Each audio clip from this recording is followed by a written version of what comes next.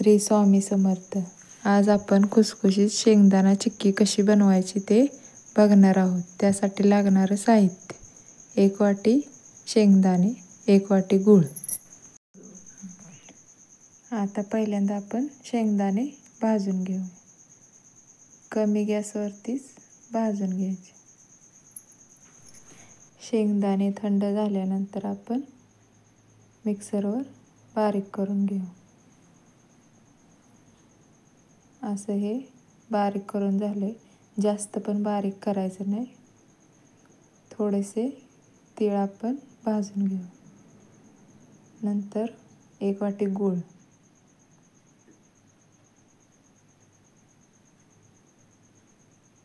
त्याच्यात थोडंसं 1 चमचा तूप टाकले. तूप कशासाठी टाकायचं तर चिक्कीला आपल्या चांगली चकाकी येते. नंतर पोळपाटला तूप लावून घेऊया. एकसारखं लावून घ्यायचं.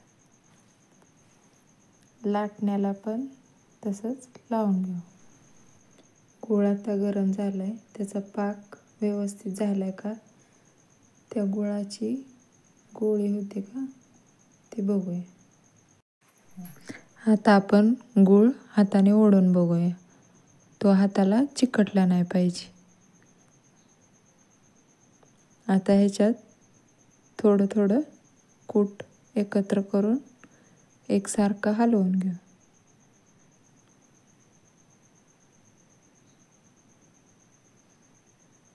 आपण 1 वाटी शेंगदाणं घेतलेलं त्याचं हे कूट आहे.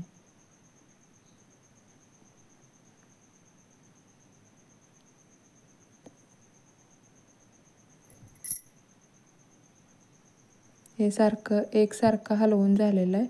आता याचा गोळा तयार झाला की आपण त्याच्यात थोडंसं तीळ भाजलेलं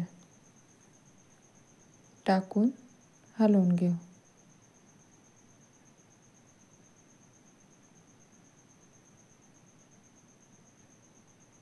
हे आपलं मिश्रण तयार झालं.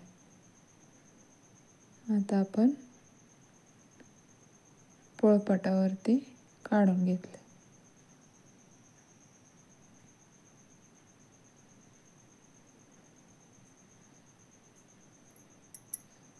हे आपण आता गोल करून नंतर लाटण्याने लाटून घेऊ.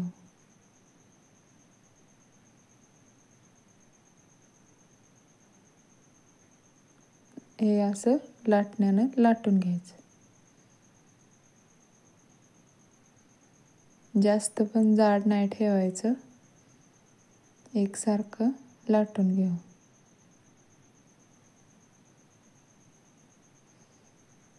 एक सेंटीमीटर एवढे जाडीचं लाटून घ्यायचं. बघू शकताय आपण.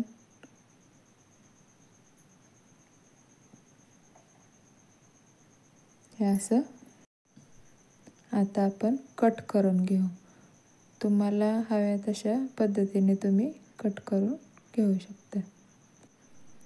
आम्ही लहान असताना म्हणजे आम्ही बहीण भाऊ 3 जण. आम्हाला जर कधी खावीशी वाटली आणि उपवासाच्या वेळेला आई चिक्की बनवायची, मग ते बघूनच मी पण चिक्की करायला शिकले. चिक्कीची रेसिपी आवडल्यास चॅनलला सबस्क्राईब करा, व्हिडिओला लाईक करा आणि कमेंट करून नक्की सांगा चिक्की कशी झाली ते. आणि हा व्हिडिओ सर्वांना शेअर करा. श्री स्वामी समर्थ. धन्यवाद.